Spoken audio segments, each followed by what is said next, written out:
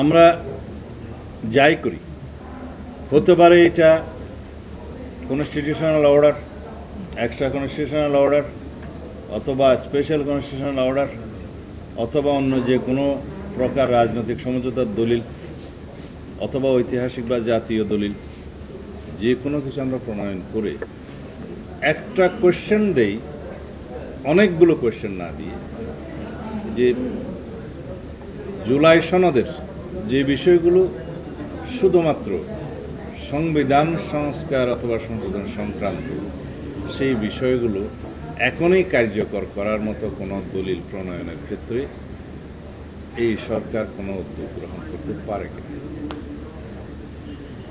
Judiciary কি বলে, আমরা জুডিশিয়ারির কাছে যাই।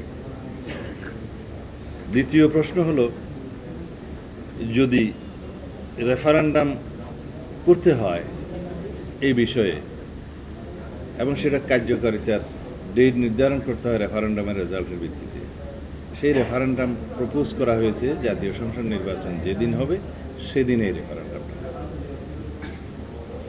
আমরা বলেছি জাতীয় সংসদে যারা ভোট প্রদান করবেন এমপিদেরকে, তার তো একটা জাতীয়ভাবে পরিসংখ্যান হবে যে কতজন ভোট দিলেন, কত ভোটার ভোট দিলেন, তার মধ্যে ম্যাক্সিমাম ভোটার মেজরিটি যদি এই জুলাই সনদকে স্বীকৃতি দিয়ে, এই সংস্কারগুলোকে স্বীকৃতি দিয়ে হ্যাঁ বা না বলে, সেটা একটা লেজিটিমেসি আসবে।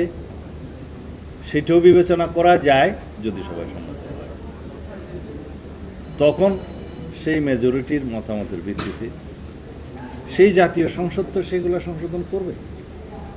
আর যারা মেজরিটি ভোট পাবে তারা তো প্রতিশ্রুত থাকবে জাতীয় সংসদে এই সংস্কারগুলো বাস্তবায়নের জন্য, যেহেতু এই সনদ স্বাক্ষরিত হবে ইনশাআল্লাহ।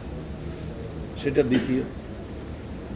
তখন বলা যাবে যে মেজরিটি যারা ভোট পেয়েছে, যারা কোনো দল অথবা জোট সরকার গঠন করবে, সংসদে যাদের মেজরিটি থাকবে, তারা যেমন রেসপন্সিবল থাকবে, সমস্ত জাতীয় সংসদের সকল সদস্য রেসপন্সিবল থাকবে সেটা দ্বারা, জনগণের রায়ের ভিত্তিতে।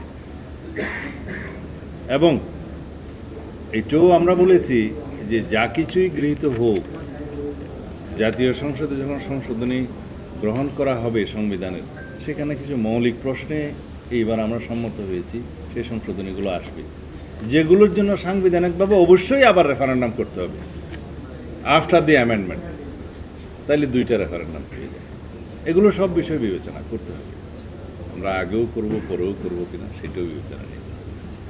তো সেই জন্য আমরা বলেছি, দেখুন আমরা আলোচনার টেবিলে আছি, আমরা সমাধানের জন্য এক জায়গায় যাওয়ার জন্য প্রতিদিন ইনোভেটিভ আইডিয়াস বা জাতির পক্ষে সমাধানের জন্য আমরা প্রস্তাব দিয়ে যাচ্ছি। এখন যদি এই আলোচনার টেবিলে সমাধান হয়, আমি আশা করি হবে ইনশাআল্লাহ,